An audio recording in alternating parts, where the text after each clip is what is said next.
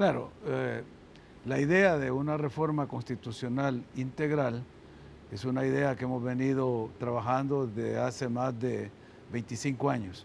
Es un proyecto que presentamos a la sociedad en 1992, inmediatamente después de la firma de los acuerdos de paz, porque consideramos que era un momento fundacional para el país y que podía aprovecharse ese espíritu de reencuentro, de reconciliación nacional que se había vivido después de una década de conflicto y de guerra, y que a partir de esa sinergia positiva el país podía diseñarse como una sociedad moderna, democrática, y que acelera el encuentro de la reconstrucción de todos los efectos desastrosos que había dejado el conflicto. Desafortunadamente, las cosas suceden como históricamente deben de suceder. No se dieron las condiciones para impulsar una transformación más profunda, se quedó limitada la reforma constitucional de ese periodo a los 5 puntos dentro de la agenda de Caracas. Eran 7 puntos, pero 5 tuvieron que entrar por el proceso de la reforma constitucional. Recordemos que los puntos eran el tema de derechos humanos, de ahí surgió la Procuraduría, la Fuerza Armada, de ahí cambió su doctrina, el sistema judicial, el sistema electoral, de ahí surge precisamente el Tribunal Supremo Electoral, y en el sistema económico-político, que fue el sistema económico social, que iba a redefinir un modelo diferente, pero fue, digamos, el que menos impacto tuvo en la reforma constitucional. Entonces ahora que estando en el gobierno le planteamos al presidente Bukele la posibilidad de iniciar un estudio desde la vicepresidencia para poder dejar un legado al final del mandato que le permitiera a nuestro país dar el salto hacia ese modelo que queremos de desarrollo de país. ¿A qué se refiere cuando dice una reforma integral? Esa palabra integral. Sí, y yo creo que es lo que ha generado algunas aprehensiones, porque yo he dicho que vamos a hacer un estudio y una revisión desde el preámbulo hasta el último artículo, hasta el de la vigencia. Y creo que, como decía un escritor francés, cuestión de palabras, cuestión vital. Decir que se va a hacer un estudio desde el preámbulo hasta el artículo último no quiere decir que se va a reformar todo, sino estudiarlo es hacer un estudio sistemático, sistémico de todo el cuerpo normativo fundamental para evitar que hayan incoherencias, que hayan contradicciones o que hayan vacíos, que es lo que sucede cuando se hacen reformas muy puntuales o muy específicas. Entonces nuestro estudio es completo.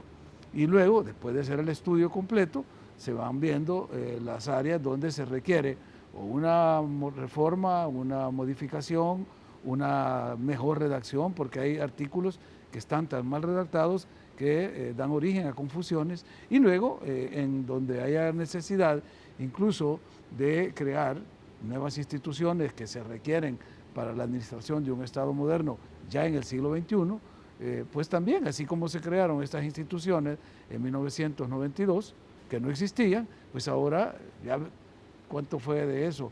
La Constitución se proclamó... 28 años. Sí, no, de los acuerdos. 82, 83. Sí, hace 37 años que tiene de vigencia la Constitución, y que también creó nuevas instituciones. De hecho, la Sala de lo Constitucional se crea en el 83. En el 92, 91, 92, creamos la PNC, creamos la Procuraduría para la Defensa de Derechos Humanos, se creó el Tribunal Supremo Electoral. Pues ya 2 décadas posteriormente, y con los avances que ha tenido la humanidad en la evolución, pues se requiere también actualizarlo, y si es necesario pues crear nuevas instituciones, habrá que proponerlo, porque ese es el otro tema, y quizás vale la pena precisarlo, porque este equipo ad hoc que yo he formado por delegación del presidente de la República no tiene por mandato reformar la Constitución, sino realizar un estudio para que ese estudio sirva de base para quienes reforman la Constitución, que todos sabemos es la Asamblea Legislativa, porque también se ha tratado de presentar la imagen y la idea falsa de que el Ejecutivo quiere reformar la Constitución. Eso es un contrasentido. Todos sabemos pues que el órgano que le compete esta función es el órgano legislativo. Y debe ser una iniciativa de al menos una cantidad, por lo menos 10 diputados. 10 diputados, Exacto, así es. Que pueda llegar llegara al seno de la misma y buscar la reforma. Ahora, vicepresidente, ¿qué calificativo le diera usted a la Constitución actual si le tocase describirla en una sola palabra? Digo que es un marco normativo que necesita actualizarse en algunas áreas.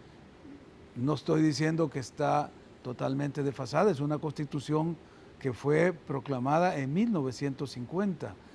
La matriz constitucional actual viene de 1950, es decir, tiene 70 años de vigencia.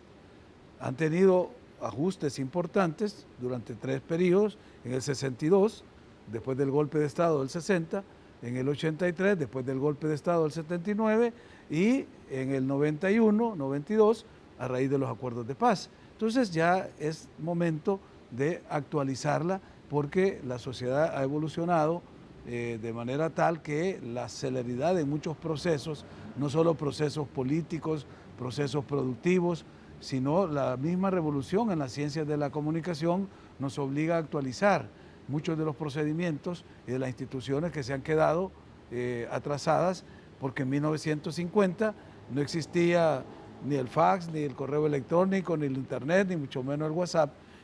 Nunca nos hubiéramos imaginado que íbamos a tener una ley para la firma electrónica o que íbamos a tener una ley para el teletrabajo. Es decir, toda una serie de actualizaciones que se requiere para poner al día la normativa de nuestro país. La función de esta comisión, de esa comisión ad hoc, de ese comité, ya medio me lo explicaba, pero ¿cuál va a ser?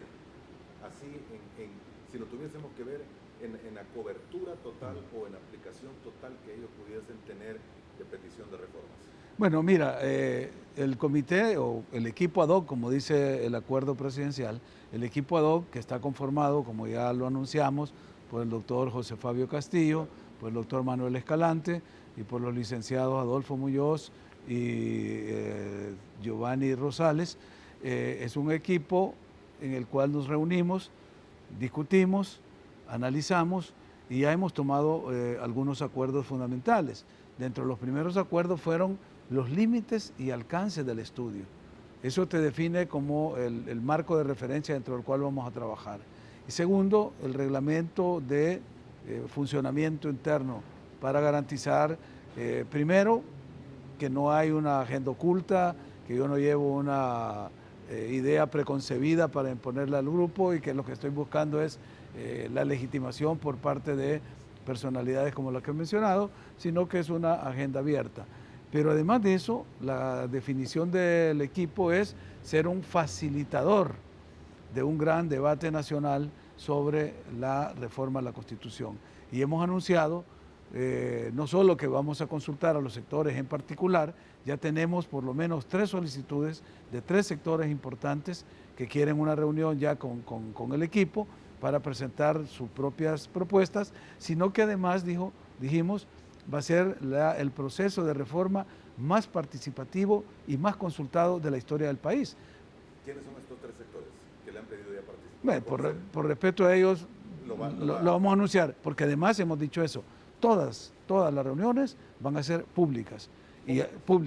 Incluso ayer se envió a todos los medios, espero que te llegue a ti, porque di instrucciones que se le enviara a todos los medios, de que nombren un periodista, un camarógrafo, un fotógrafo, por razones de espacio, que lo acrediten para que puedan estar atendiendo las reuniones que vamos a tener permanentemente y además para darles una pequeña capacitación en materia de constitución, porque hemos visto que ha salido muchas noticias tergiversadas, sobre todo a partir de la conferencia de prensa que dimos el sábado pasado, donde presenté al equipo, y me decía mi equipo de prensa, es que, sobre todo de un medio, que me dijo, es que mandaron unos muchachos muy jóvenes y a veces o no entienden los términos o los temas de redacción pueden generar confusión. Entonces, como sabemos que no ha habido mala intención del medio de tergiversar la nota o la información, creemos que vale la pena dar una capacitación. Aquí en este canal, en los años 90, en el 97, yo tuve la oportunidad de reunir a todos los periodistas que trabajaban en el 2, 4 y 6 para darles una capacitación sobre los temas electorales. De hecho, salió un folletito que decía, que definía el sistema electoral, el proceso electoral, la jornada electoral, porque los muchachos periodistas confundían unos temas con otros. Entonces, a veces, como son temas muy específicos, hay que darles capacitación. Así que aprovecho pues por tu medio informarle a toda la opinión pública que las sesiones van a ser abiertas, que los periodistas van a tener acceso a las reuniones, que hemos pedido a los medios que los acrediten y además que les vamos a dar una capacitación para que ellos puedan manejar la terminología de derecho constitucional. De lo que se está haciendo, exactamente. Ahora, señor, el límite y alcance, me dice usted, sí. va a ser la comisión, el comité, el encargado de elaborarlos. Ya está elaborado, ya está. Además, de hecho, en el comunicado de prensa que se distribuyó, ahí se establece cuáles son. Ahora, solo por conocimiento y para registro, ¿hasta dónde van a llegar?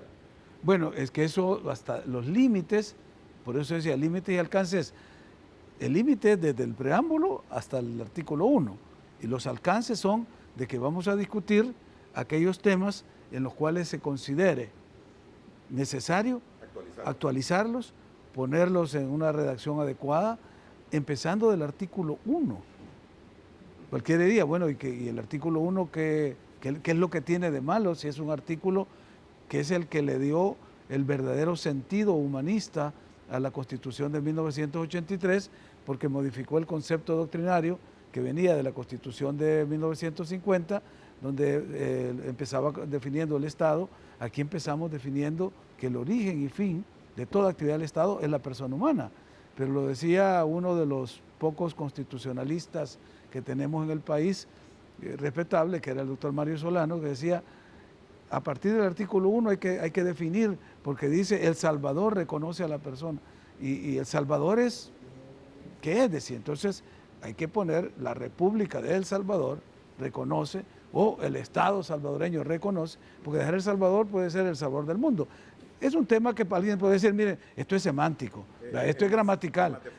Sí, claro, pero en derecho constitucional estos temas son fundamentales, deben quedar claros. Ahora, vicepresidente, en ese mismo sentido, el artículo 1, inciso, en el segundo párrafo dice, se reconoce la persona como persona humana a todo ser humano desde el instante de la concepción. Sí. Y aquí cuando comienzan algunas inquietudes, aprehensiones. Que dicen, ¿y se irá a dejar así o se irá a cambiar también ese párrafo? Sí, mira, en la última palabra la tendrán los diputados, que son los que van a aprobar o no una reforma. En un estudio como el que pensamos hacer, todas las opiniones van a ser recibidas y todas van a ser consideradas, porque si no estaríamos ya sesgando también el debate y limitándole a un sector de la población que su participación. Yo creo que en eso tenemos, cada quien tiene su propia visión, algunos de carácter ético, otros de carácter religioso sobre el tema, igual que en el tema de la pena de muerte, son temas muy polémicos, divisivos, se dividen a las sociedades, porque normalmente la mitad está a favor de la pena de muerte, la mitad está en contra. Entonces, lo que hay que dejar es que se expresen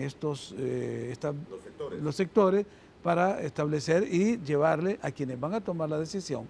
En este caso van a ser los diputados, las propuestas que se tienen y ellos las considerarán.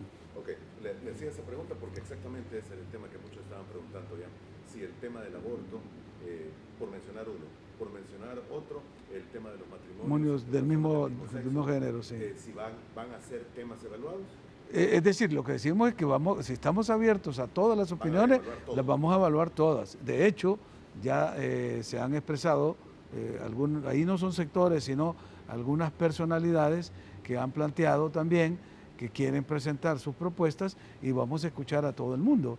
Los grupos pro vida, los grupos pro choice, es decir, ambas son razones que se tienen que escuchar y no somos nosotros ni jueces para decidir cuál es cuál o cuál se debe contener. Nuestro trabajo será sistematizarlos, elaborarlos de manera tal que quien tome la decisión, que va a ser la Asamblea Legislativa, cuando apruebe la reforma, y la siguiente que lo ratifique, quienes van a tener la última palabra. Muy bien, ahí no tienen idea la cantidad de inquietudes que hay de los amigos televidentes que están preguntando en temas muy específico precisamente de lo que podría reformarse dentro de la Constitución de la República.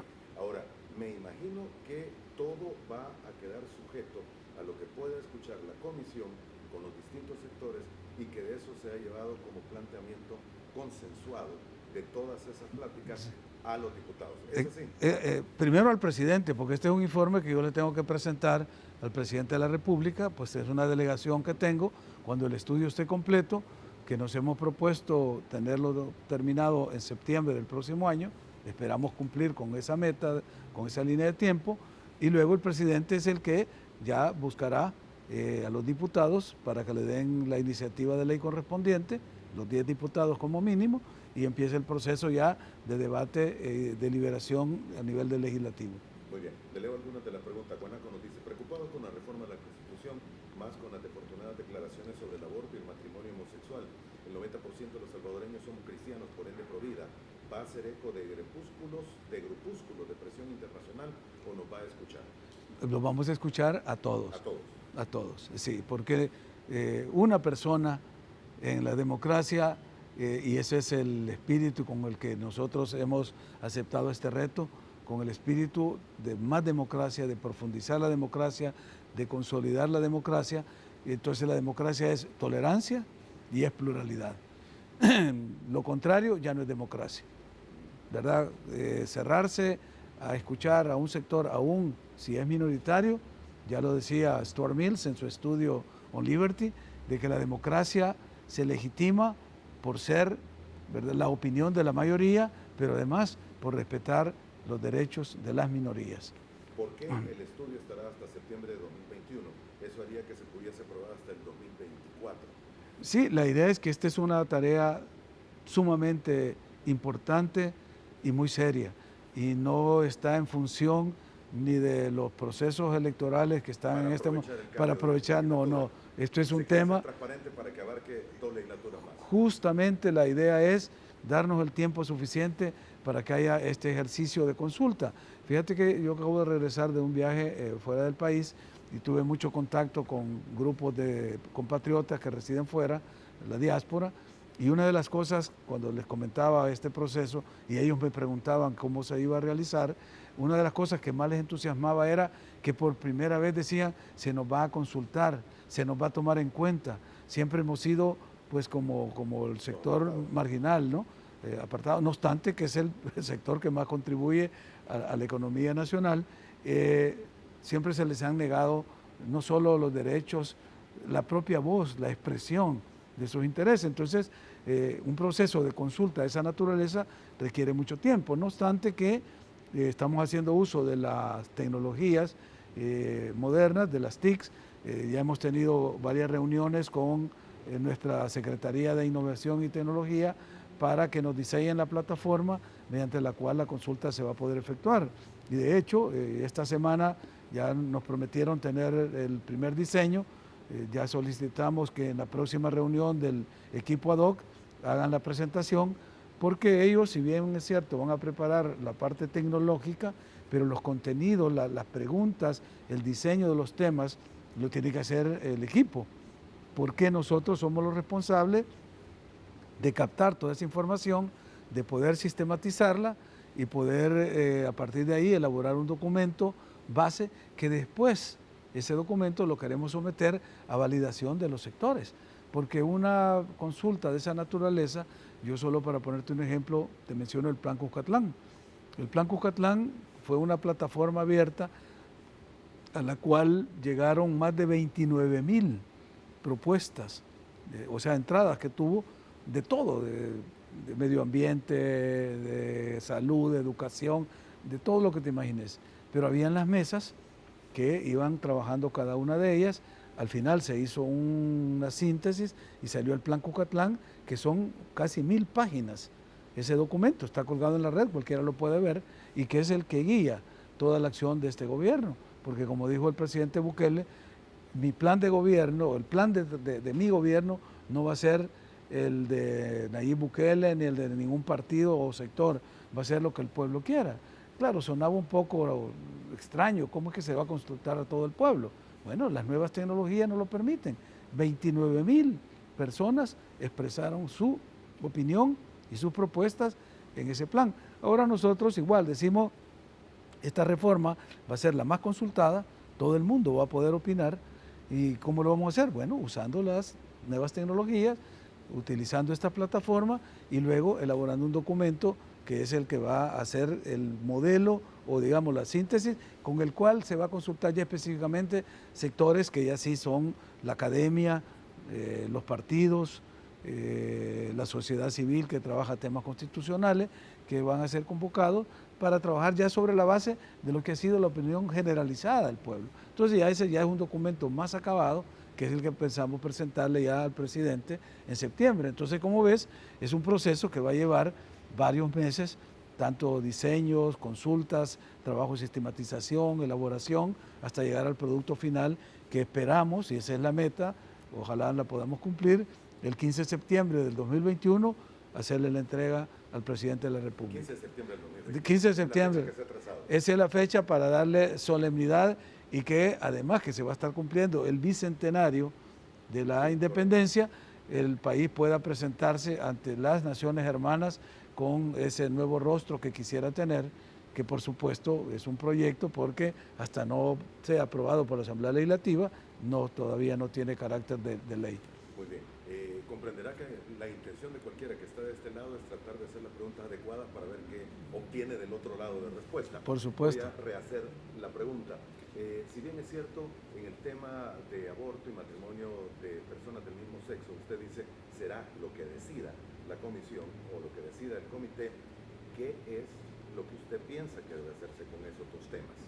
No dije lo que decida el equipo ad hoc, dije el equipo ad hoc lo va a recoger, lo va a presentar y serán los diputados los que van a decir, porque son los únicos que pueden hacer la reforma. Ahora, si me preguntan mi forma de pensar en lo personal, yo sigo la misma idea que presentó el presidente Bukele aquí en este set, cuando tú le preguntaste lo mismo, y te dijo, nosotros somos por la vida de la madre y la vida del no nato. Es decir, ambas vidas son importantes y ambas hay que respetarlas. Tanto derecho tiene a salir del vientre ese no nato que fue concebido, como la madre que lo lleva. Entonces, la discusión y el debate ya no tiene que ser ni religioso ni filosófico, sino que en el momento oportuno la ciencia tiene que definir. Por eso es que en muchos casos se deja que sea el profesional. Muchas legislaciones se refieren a este tema, sacándolo de las discusiones filosóficas o doctrinarias o religiosas y llevándolo al plano de la ciencia. A mí en lo personal, como te repito, las dos vidas me parecen iguales de importantes. Ok, ¿el matrimonio entre personas del mismo sexo? Sí. Eso es un tema que creo que las sociedades van avanzando culturalmente, desde luego en inglés la palabra straight es lo que mejor define. Nosotros, quizás en castellano sería, nosotros somos heterosexuales, y por lo tanto nuestra forma de vida es heterosexual. Sin embargo, como hemos visto ya en muchos países, aún en los Estados Unidos, no todos los estados, algunos, en Europa, en México, creo que aquí mismo ya en el vecindario, ya Costa Rica, han entrado a reformar sus legislaciones para permitir este tipo de uniones. Empezaron como uniones en las cuales dos personas del mismo sexo que compartían su vida, querían tener beneficios, sobre todo económicos, de cara a pensiones, adquisición de inmuebles legales. Después fueron avanzando, ya países como Canadá dieron la posibilidad de adopciones para poder crear una familia bajo ese esquema, y así la sociedad va avanzando. Nosotros tenemos que pensar lo que dice la persona esta que te escribió, si el 90% de la población salvadoreña no está preparada para una situación de esa naturaleza, imponerlo sería un error. Si el 90% de la población estuviera en esa disposición, limitarlo sería un error. Entonces ahí es donde vamos a tener que recoger la opinión de la mayoría del pueblo. De las personas. Bueno, usted me dice que hay que recoger la opinión, surgen dos preguntas más. ¿Usted sí estaría de acuerdo entonces en buscar procesos como el referéndum y plebiscito? No, eso es un compromiso mío. ¿Ese compromiso? Es más, yo le he pedido al equipo que me permitan ser el exponente de ese tema, porque la forma de trabajo que queremos es que dentro del equipo, dada la formación que tienen todos, que como tú has visto, todos tienen grandísima experiencia en esta materia, y esto es importante también que lo vea la población, porque algunos me dicen, pero es que ahí no vemos a los doctores que tradicionalmente los vemos opinando de estos temas en los medios. Es que la idea es ir creando un equipo intergeneracional, porque si tú ves la composición, tenemos desde un notable abogado, pues de los pocos sabios que tiene el país, como el doctor José Fabio Castillo, que está acercándose a ser octogenario, pero sigue siendo septuagenario, yo que ya me estoy acercando a ser septuagenario, y muchachos que tienen 50, 40 años, jóvenes con una grandísima experiencia, porque tenemos letrados de la Sala de lo Constitucional, que por años han trabajado en esa materia, como el caso del licenciado Rosales, de Giovanni, o tenemos doctores en Derecho Constitucional jóvenes, como el caso de Manuel Escalante, totalmente dedicado en su trabajo a la promoción y defensa de los derechos humanos. Bueno, yo que he trabajado 25 años en este tema y vengo trabajando y bueno, también he hecho estudios sistemáticos de Derecho Constitucional, hasta Fabio, que ha sido profesor de Derecho Constitucional de muchísimas generaciones. Entonces, con esa garantía de esa composición, nosotros creemos que vale la pena sentarse a hacer el ejercicio y que cada uno haga el énfasis donde más le parece que puede aportar. Hubiéramos querido tener un procesalista constitucional. De hecho, tenemos varios que por razones de trabajo no pueden estar en el comité, además porque el comité lo definimos que eso iba a ser de 5 personas, excepto que viniera una mujer ahora y decidiera integrarse, pero la idea era tenerlo en 5 para que fuera operativo y funcional, porque si ya se hace muy grande, se vuelve asambleísta y discusión y no. Entonces, cada uno va a presentar temas de su propio interés. Para mí, el interés es estos temas, los temas de la democracia directa, que son 4 las instituciones: el referéndum, el plebiscito, las iniciativas ciudadanas y la revocatoria de mandato.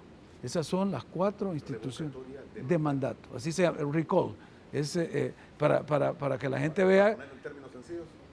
La revocatoria de mandato es cuando un funcionario está desempeñando su función, vale la redundancia, y no es del agrado de los que lo eligieron, se le puede presentar en una consulta popular la posibilidad de retirarlo del cargo. Entonces es el mandato revocatorio, o sea, le revocas el mandato. Las 4 instituciones, que se ha también dicho con mucha imprecisión, inexactitud, incluso quizás con mala intención de confundir, que son las instituciones del chavismo, y que eso lo ha hecho Chávez y todas las reformas constitucionales que hicieron en Sudamérica. Yo les he dicho que no, que esto son instituciones que vienen de los Estados Unidos, desde la Constitución, desde Filadelfia, o sea, más allá de 3 siglos, que estas instituciones se encuentran vigentes en los Estados Unidos. ¿La figura de revocatoria de mandato existe dentro de la Constitución de Estados Unidos? Por eso te lo dije en inglés, es recall, porque sí existe. Y porque yo, que he ido a observar elecciones en Estados Unidos, las he visto. Las 2 instituciones que yo no conocía, pero las vi desde 1992. ¿Que pueda llegar hasta el primer mandatario? No, ese es el impeachment. La revocatoria de mandato la definen los estados, porque varía de estado a estado, para los cargos de elección popular. Recordate que el presidente de Estados Unidos no es electo por el voto popular, sí, por entonces, colegios. Por los colegios electorales. Entonces, los que son electos por el voto popular, que pueden ser los alcaldes, ¿Diputados? el sheriff, los diputados. Bueno, en el país, no, allá también, en Estados Unidos, o sea, los miembros de los congresos estatales, los gobernadores, todos esos están sometidos al recall, a la revocatoria de mandato. Y en 2 ocasiones que yo he observado elecciones en Estados Unidos, en los años 90, en el 92, pude ver cómo es que funcionan estas instituciones. La iniciativa ciudadana, por ejemplo, lo vi en el estado de Minnesota, es una consulta que se hace a la gente el día de las elecciones, se pone una pregunta en la papeleta. Ahí había habido un ejercicio que fue en el periodo de los demócratas, cuando estaba el gobierno de Bill Clinton, que tuvo un boom económico en Estados Unidos, se cerró el déficit fiscal a 0 y muchas gestiones de estados tuvieron superávit. Pues había un superávit en ese estado de más de $600 millones. Entonces, la pregunta que se presentó en la papeleta era qué hacer con ese superávit, porque el gobernador quería hacer un estadio de béisbol más grande, porque los Twins, que es el equipo de béisbol de allá, se iban a ir a otro estado porque el estadio era muy pequeño. Entonces digo, con 600 millones vamos a construir un estadio más grande.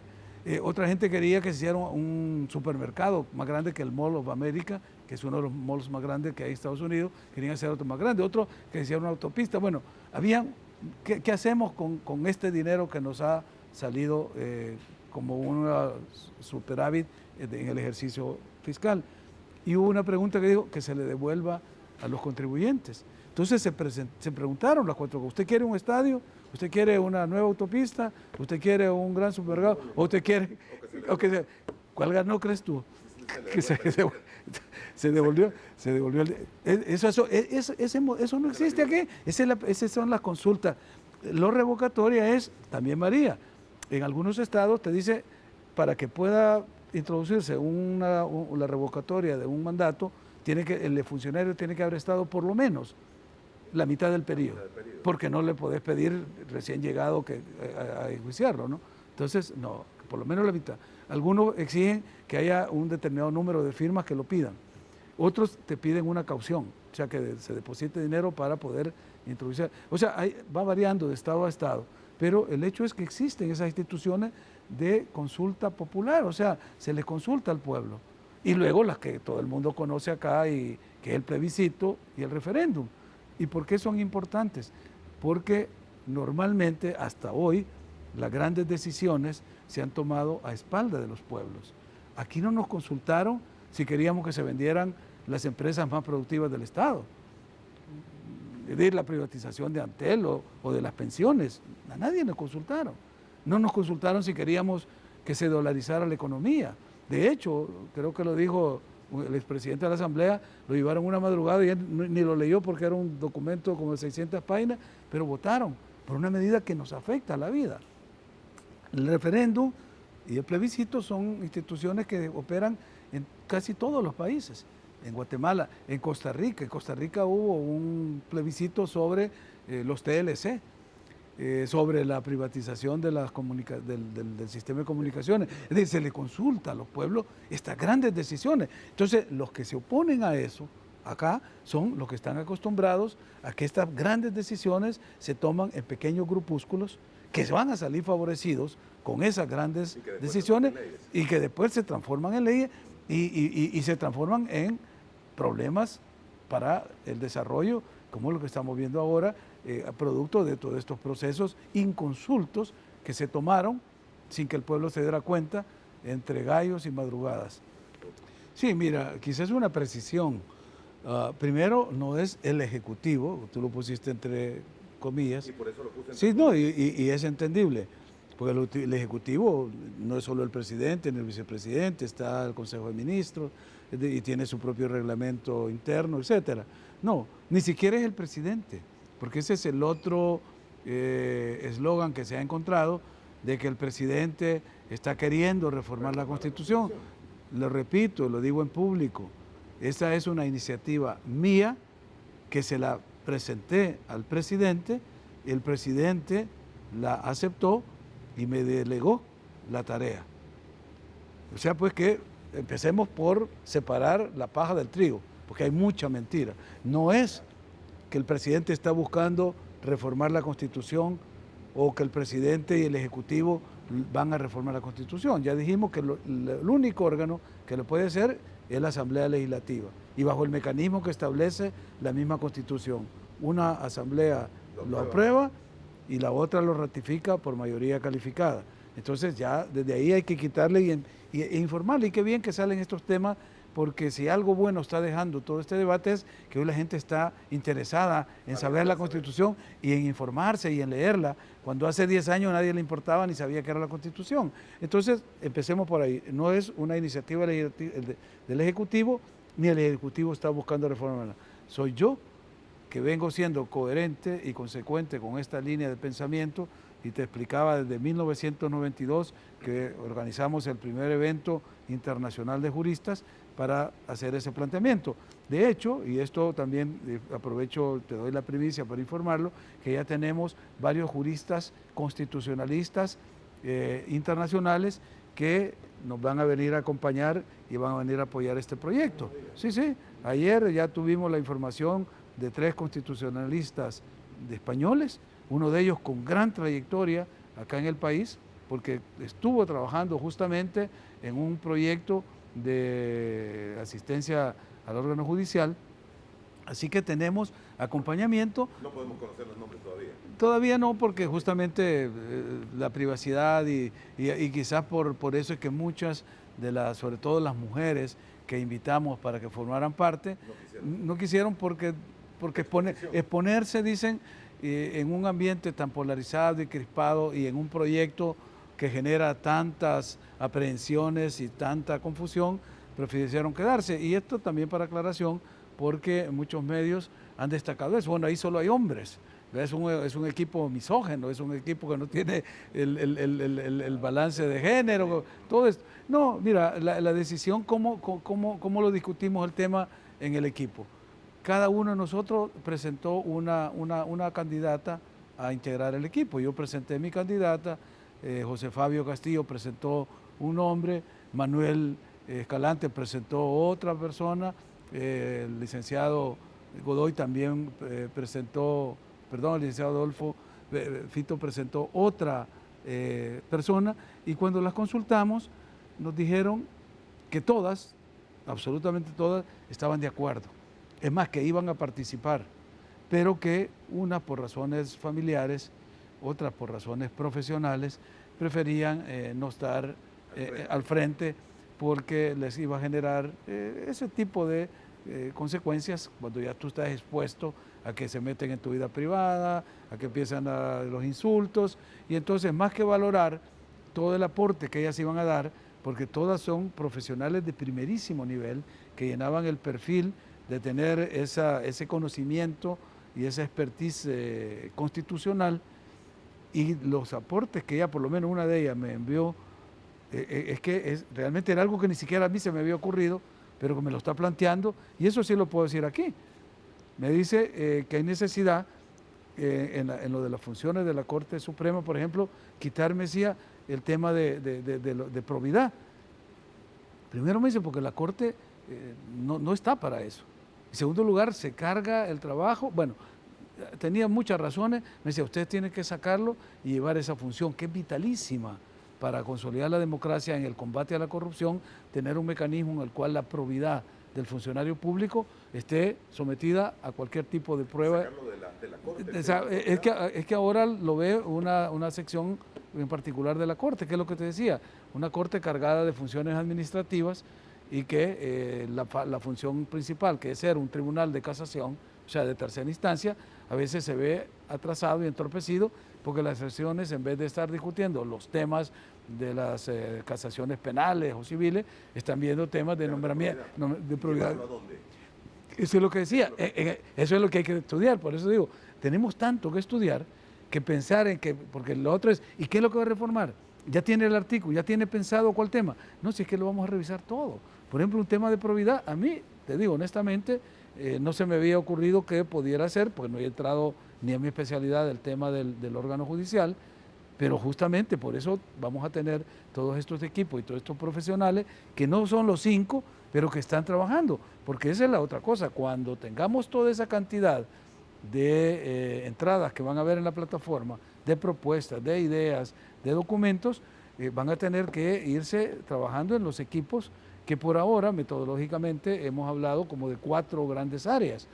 El área de la parte dogmática, donde están los derechos fundamentales, tanto individuales como colectivos; la parte del sistema político, donde entraría el tema de las 4 instituciones que yo te mencionaba; la parte orgánica, que es donde entraría esto de probidad, porque tiene que estar en la Corte Suprema, porque no la ponemos en el nuevo organismo que pueda sustituir a la Corte de Cuentas o en el Ministerio Público. Es decir, ahí es donde tienes que ver todo lo que se llama la ingeniería constitucional, donde pones esa pieza. Y la cuarta, que es la parte dedicada a lo procesal constitucional, porque ese es otro de los grandes problemas que tenemos. la parte procesal constitucional. Fíjate que cualquiera diría, bueno, pero eso, ahí está la ley de procedimientos constitucionales.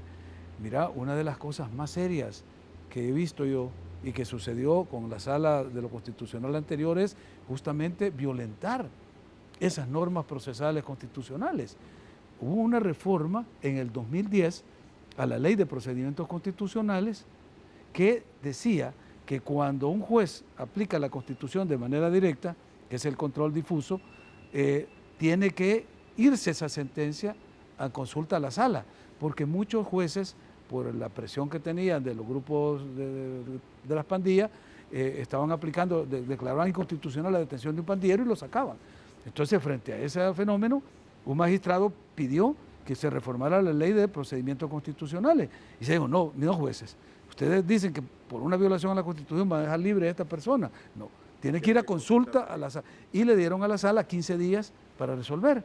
Y que si 15 días no le alcanzaban, podía extenderse 10 días más. O sea, 25 días para resolver un caso de eso.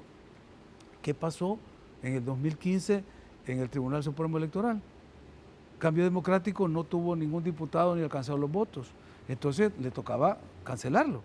Pero el magistrado presidente de esa época dijo que aplicando la Constitución directamente y por el pluralismo y todos los argumentos que dio, no se canceló al CD. O sea, la resolución del tribunal era no se cancela al CD. Pero como es una aplicación directa a la Constitución, tenía que ir a la sala. Y lo mandaron a la sala en octubre del 2015. Y ahí estuvo. ¿Cuánto tenía la sala para resolver? 15 días o 10 de máximo. ¿Y qué hizo la sala? Lo sacó en el 2018, 3 años más tarde, y ordenó que se cancelara el CD. O sea, el atropello más grande que se puede hacer a procedimientos constitucionales. Entonces, ¿cómo no va a ser necesario tener normas procedimentales que se respeten? Entonces, y así te podría poner una cantidad de ejemplos, pero no hemos venido aquí para llorar sobre la leche derramada, sino qué es lo que vamos a hacer, qué es lo que queremos ver, cómo queremos resolver esto, sobre todo por algo que dijo el doctor Castillo. Miren, dijo, esta Constitución vigente de 1983 la hicimos durante la guerra. Es más, dijo, somos el único pueblo en el mundo que se atrevió a hacer una Constitución en medio de una guerra, y peor aún, dijo, de una guerra civil. Entonces dijo, es tiempo ahora, 37 años más tarde, de hacer una Constitución en tiempos de paz y para la paz. Y yo le agregaría para el desarrollo y para la democracia. Muy bien. Tengo muchos temas que abordar y me está corriendo el tiempo. Han mencionado ustedes que no se pretende cambiar, discutir, proponer o modificar los temas pétreos, los artículos pétreos de la Constitución. Que nadie sabe cuáles son, porque lo que dice el artículo correspondiente habla del territorio, del sistema político, es decir, que queda muy vago. Lo que hay que definir, pero si ya se modificó la forma de gobierno, está en el artículo 85, dice, nuestro gobierno es democrático, republicano y representativo, y se expresa por los partidos políticos, y los partidos políticos son el único instrumento de representación del pueblo en el gobierno, artículo 85.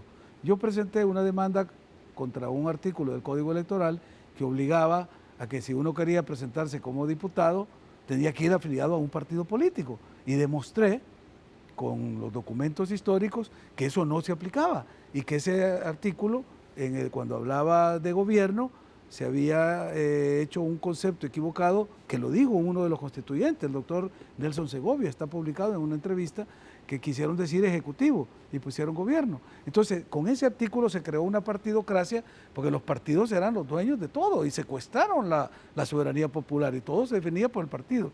Entonces yo presenté una demanda, demostré que eso no era el espíritu del constituyente, la sala me dio la razón y modificando ese artículo que es cláusula pétrea, autorizó la candidatura no partidaria. Y ahí tenés un diputado. Entonces, si es pétrea, que no se puede modificar, ya no la sala la modificó.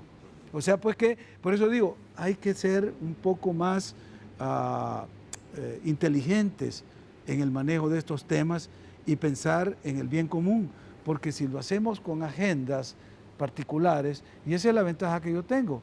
Yo tengo más de 3 décadas de no pertenecer a ningún partido político, por razones constitucionales tuve que afiliarme a uno para participar, pero mi independencia absoluta de cualquier grupo político organizado es la que me permite esta libertad y este ejercicio de ver el bien común, el bien de mi pueblo, dejar un legado, trabajar para que las nuevas generaciones no queden atrapadas en un marco constitucional que se dio, como dice Fabio, en el tiempo de la guerra, con una visión de guerra y más que de guerra era una visión contrainsurgente, porque ese artículo 85 iba dedicado exclusivamente para que cualquier formación que no fuera un partido político no pudiera acceder a la presidencia de la República.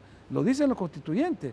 Por eso que el artículo 151 de la Constitución dice que si uno quiere ser candidato a la presidencia y vicepresidencia, debe estar afiliado a un partido legalmente inscrito, pero no para diputados ni para otro tipo de funcionarios de elección popular. De ahí entonces que yo tengo esa visión de nación y no la visión ni de un sector, ni de un partido y mucho menos de una persona. Bueno, y de hecho es el único funcionario que prácticamente está blindado. Es el único, si no de los pocos, el único funcionario de ejecutivo que el presidente no puede despedir. Usted podrá renunciar. O la asamblea... o la asamblea lo puede quitar, claro. pero no está sujeto a que el presidente lo despida como si fuera un ministro. No, porque eso es un cargo de elección popular. Exacto. Exactamente. Ahora, señor, hay otro tema y tiene que ver naturalmente con todo esto que hemos venido hablando. Moisés, buenos días, dice Marcenares. Vicepresidente, ¿tienen pensado reformar el tiempo para una reelección de 10 años a 5 años o es una campaña de desprestigio a su gestión bajo la idea de que el presidente Nayib quiere perpetuarse en el poder y reelegirse dentro de 5 años? Mira, yo lo que he dicho, porque me he referido al tema, primero, porque hay también esa confusión sobre la reelección. La reelección existe en la Constitución, está planteada. Pero no inmediata. No inmediata, eso es lo que hemos dicho, y eso es lo que yo he planteado como propuesta mía. No es que ya está acordado ni que el equipo ya lo decidió. No, mi propuesta es que definamos el periodo que debe de esperar un presidente para poder postularse de nuevo, porque los constituyentes, según ellos, el periodo era de 5 años. Y la prueba está que Tony Saca se presentó como candidato presidencial en el 2019. Él estuvo candidato, no, el 2014. El 2014. Y él había sido presidente del 2004 al 2009. O sea, pasaron 5 años, se volvió a postular. Nadie dijo nada. La postulación de él, después la declaró inconstitucional porque era concesionario del Estado, no por el tiempo de que quedaba entre su mandato y la postulación. Pero la sala, ya no pensando en Tony Saca, sino en Mauricio Funes, la señaló que debería ser para 10 años, porque había un rumor político de esa época que había un acuerdo entre Mauricio Funes y Tony Saca, que uno iba a estar 5 años, al otro 5 años se iba a postular el otro y iban a estarse rotando. Entonces, para que Mauricio Funes no se postulara 5 años después, dieron la sentencia que era para 10 años. Estas cosas cuando se hacen con esa visión, como por ejemplo la cancelación del CD, esto de los 10 años versus 5 años, el no permitirle a Mauricio Funes que fuera a juramentarse al Parlamento Centroamericano, aplicando de una forma equivocada el artículo 80 de la Constitución.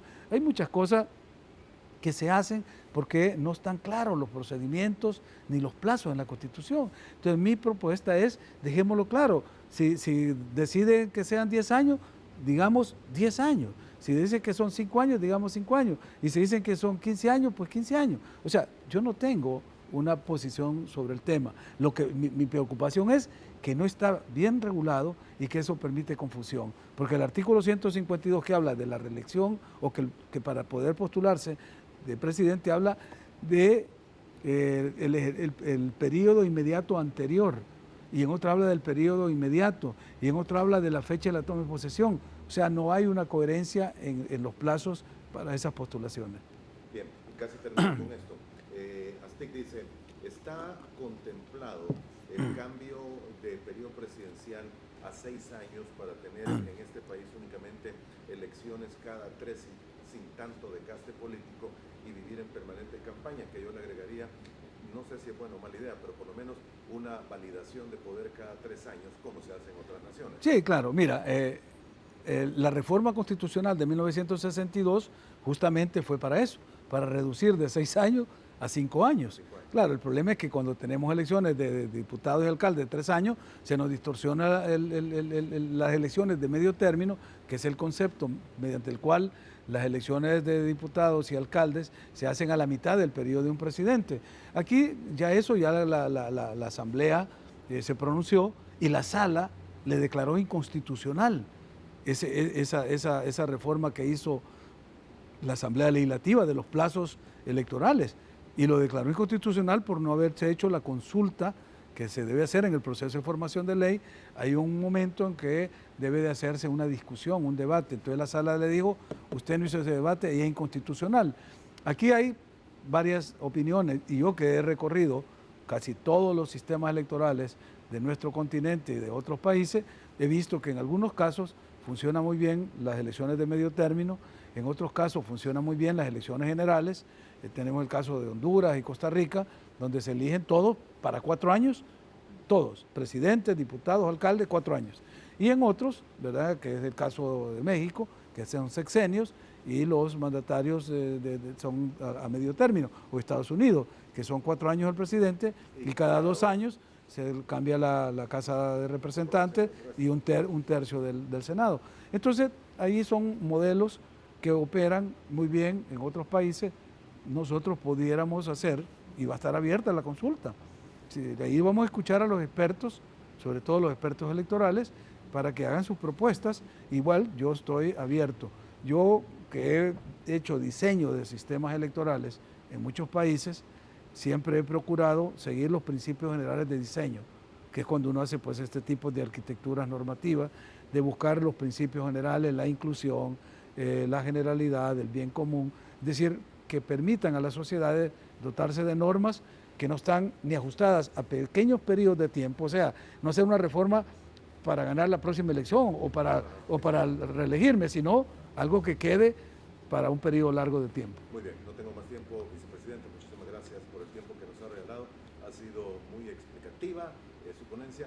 Solo una pregunta más, las reuniones del comité, de la comisión ad hoc, ya se dieron y ya se dio la primera, por lo menos. Sí, ya se tomaron acuerdos. ¿Cada cuándo van a ser? Son semanales. Semanales. La próxima está programada para esta semana. Este sábado, sí. Este sábado. Van a ser los sábados. Por ahora los sábados, porque tenemos a personas que laboran, claro, sobre todo, y están ad honorem, y en el caso, por ejemplo, de un funcionario judicial, que agradecemos a la Corte Suprema de Justicia y sobre todo a su presidente, que le permite cumplir esta labor patriótica fuera de su jornada laboral.